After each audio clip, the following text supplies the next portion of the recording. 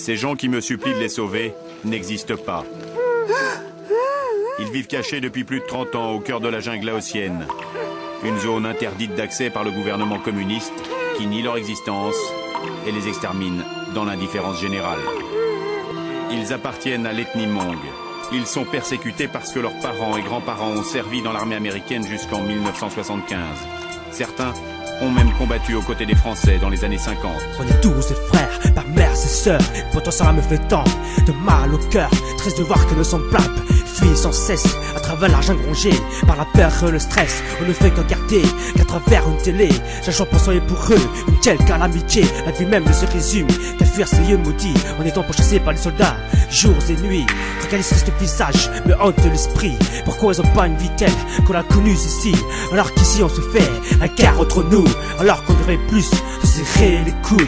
Les larmes qu'ils versent sont des larmes de sang. Ils ont atteint mon cœur pour dire qu'ils sont de mon clan. Je chante pour eux par respect de leur existence. Pour ceux qui vivent le malheur sans qu'on en ait conscience.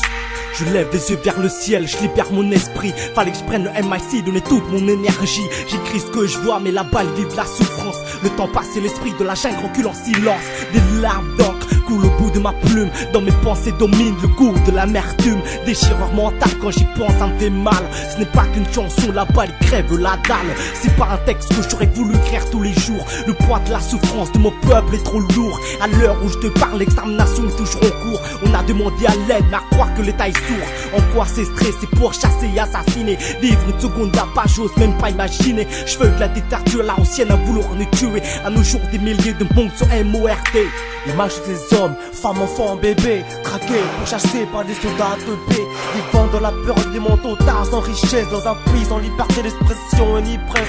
L'histoire des mondes, conséquences des guerres, impitoyable calvaire, tuerie de nos frères. On se demande depuis combien y a-t-il encore des horreurs commis par des sales menteurs. Au cours de ces décennies, les mondes qui fuirent, pressés par la mélancienne vietnamienne, m'ont traité de traite, ils veulent tous les détruire. Je mets en garde ma patrie, car c'est la mienne. Vaincu, guerre d'Indochine, Mika, guerre de Vietnam. Fraternité, tout en déposant nos armes. Combattants, monts, devenus des fantômes errants. Histoire tragique que connaîtront leurs petits enfants.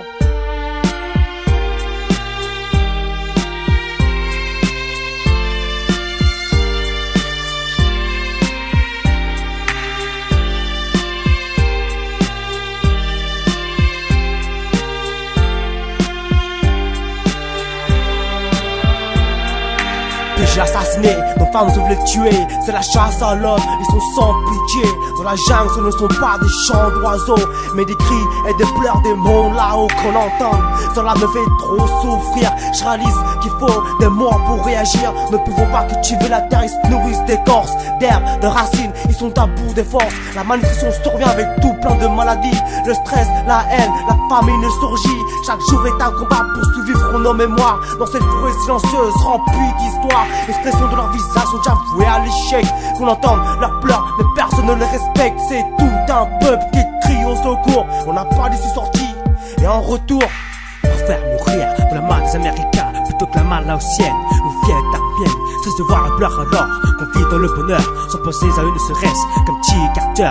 Amertume de vivre dans son labyrinthe sans fin, où demeurent les fantômes qui hantent les soldats laotiens. Le chaman fait appel à eux pour boucher œil aux oreilles, mais cela n'empêche pas de se réveiller en plein sommeil.